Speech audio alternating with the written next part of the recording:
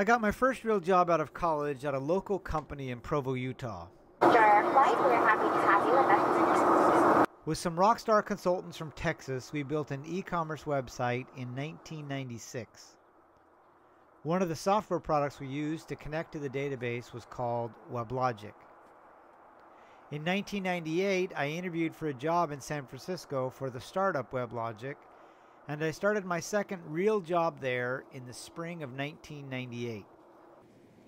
In fall of 1998, BEA Systems bought WebLogic. In November of 2018, some of the original WebLogic employees got back together in the Bay Area to celebrate the 20-year anniversary of that sale. On a Friday, I flew to Oakland, and we gathered at an art gallery in downtown for some food, conversation, and a few stories. These are a couple that I captured.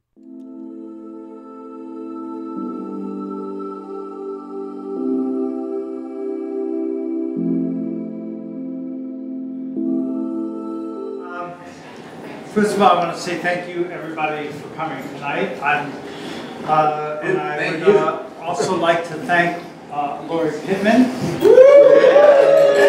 for putting this all together. It started off, I sent her I said, this is 20 years, we should have a party. And like 2 hours later, I got an e-bike. And literally, she did all the work. She made the glasses and everything like that. And all I had to do is show up, which is kind of the story of my life.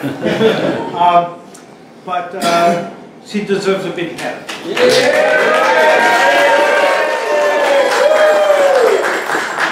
kind of deserves a bigger hand for having put up with me for so long.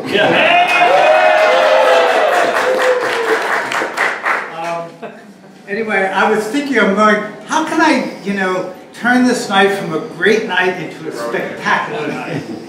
And, so what I decided to do is I'd like to tell you the story of how Al Gore and I invented the internet. And I know Paul's going to be very interested in this because he's a big Al Gore fan. Anyway, look, I didn't get here by myself. I took a plane. But no, seriously, I'd like to ask Lori and Paul and Carl to come and stand up here. And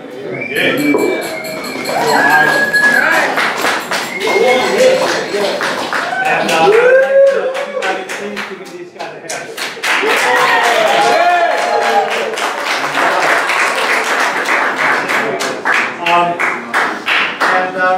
I think if you think about what happened, we came together for one bright, shining moment, right? We decided that, we were going to try and turn the internet from a bunch of home pages with blink tags, right, into a business platform. And, when people ask me about it, I think of it, I tell them it was kind of like a rocket ship. We had a bunch of fuel. Yeah. We lit the fuel on fire, and then we decided to build the rocket ship around it. It's kind of what it was like. And that's right. And, we weren't really sure what was going to happen. We weren't sure if the fuel was just going to blow up and, splatter us onto the walls, or if it was going to launch us into space. We really didn't know. And one thing we did know, however, is that we couldn't really do it by ourselves. So what did we do? We got help. We got help from all of you. We hired you, sometimes one at a time, and sometimes, as you know, 5 at a time, right?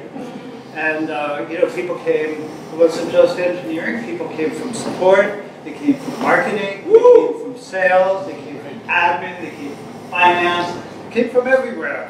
And, everybody put it together. We hired our family, Julie. We hired our friends. Oh, sorry, family. Sorry about that. We had our friends. We hired our college roommates. We hired our school friends. We hired our professors, right? And but it was all of us working together that got that rocket ship into orbit. And I'd like to give everybody here a hand for ourselves.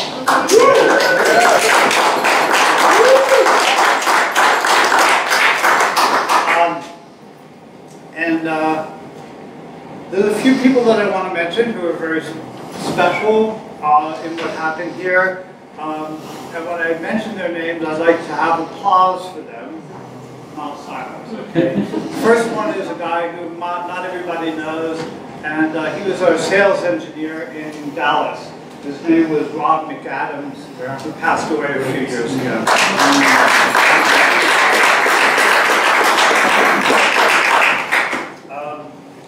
I'd like to say, give thanks to our friend Dean Jacobs. Yeah.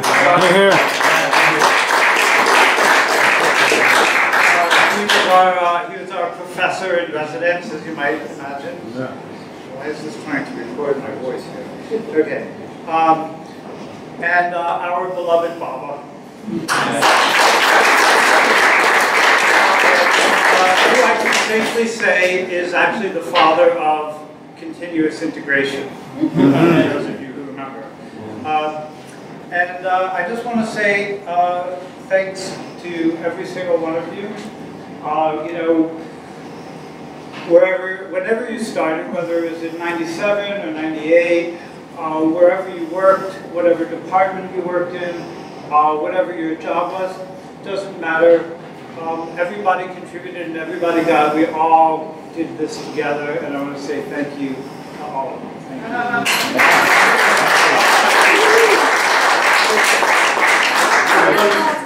I wanted to say something as well.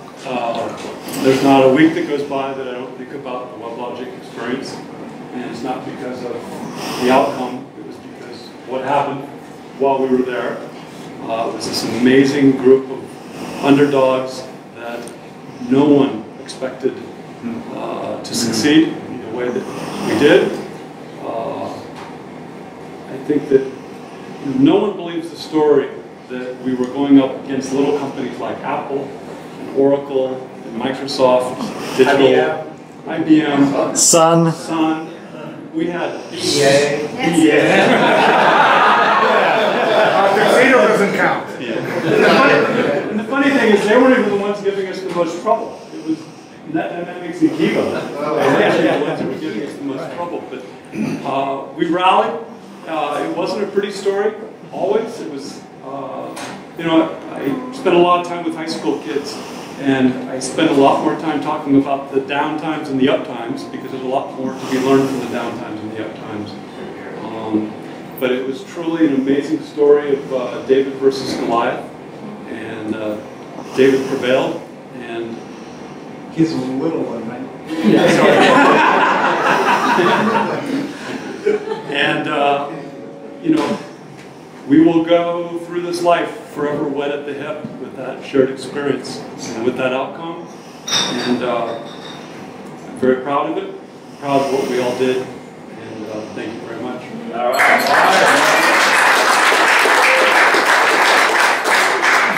I was thinking about this afternoon.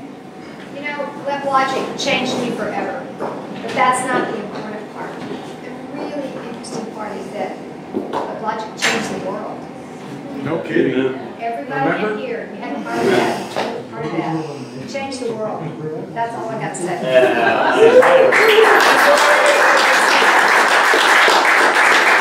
Can I just say for 1 minute, one of the last moments I'll take away in this life is I went to sign up for Obamacare. Yes. It was hard enough.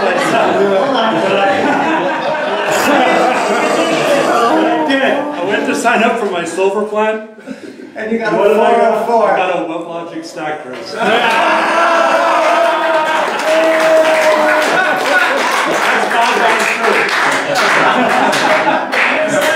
We're doing our thing. We had no idea what we were doing. JDBC drivers. JDBC drivers. Yeah. He was doing Sybase and I was doing Oracle, I think, at the time. OCI. Actually, Rogue Wave before the OCI. And I get this email from this guy.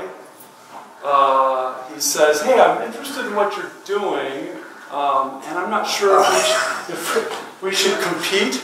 or I'm not sure if I want to compete with you or work with you or something like that. So I thought, wow, this guy, at the time we had a little bit of success. You didn't think it was arrogant, you know? I thought, wow, I really got to meet this guy just to see who has brassy ones this big. He's so presumptuous. So I go to Cafe Roma, which is now going to be reconstituted for those of you who care about North Beach. And I take my table, and I don't think I had any way of knowing who you were, but we figured we'd recognize one another. So I sit down, have my coffee, and this guy walks in.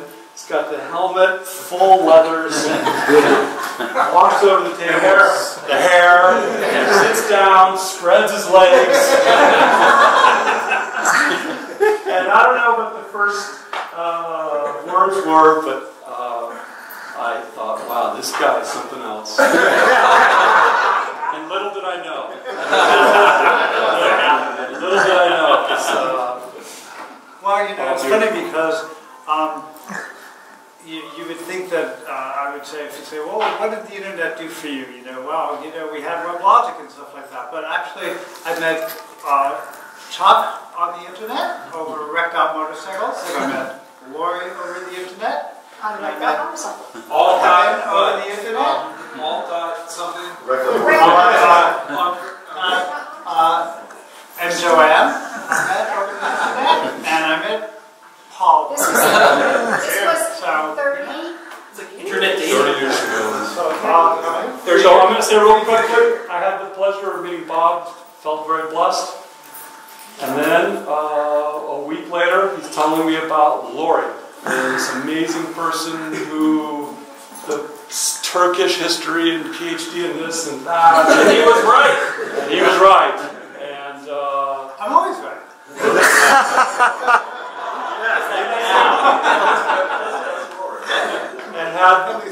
and also shortly after meeting her, I also realized that I was very fortunate. So, As we all were.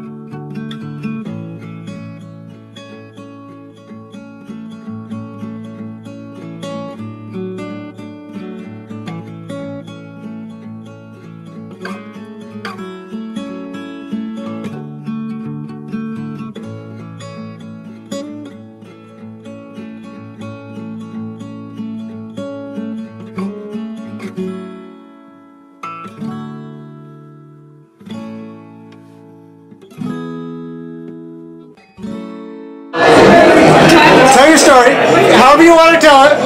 No, you can't video me. It's video! No! Yes, tell the story! Come on! Alright, so we had this customer, and he was super animated, and he kept calling and kept calling and kept calling. And Karina was like, Tracy, this guy's on the phone again. I was like, just tell him I'm working on it. Just tell him I'm working on it. And then finally, like the 10th time, I'm reading the spec and I see the line in the spec where he's just wrong. It's just wrong. He wants this to be something that's not. And he called, and Karina like he's on the phone again. Send him through! And so I was like, open your spec to page 9.5.2 or whatever. And David Moore was sitting at his desk and he was like, and we hung up the phone, and that's when I got that dominatrix enterprise name, and it was from David. And that's how EJB Bitch was born. That's how. It's David.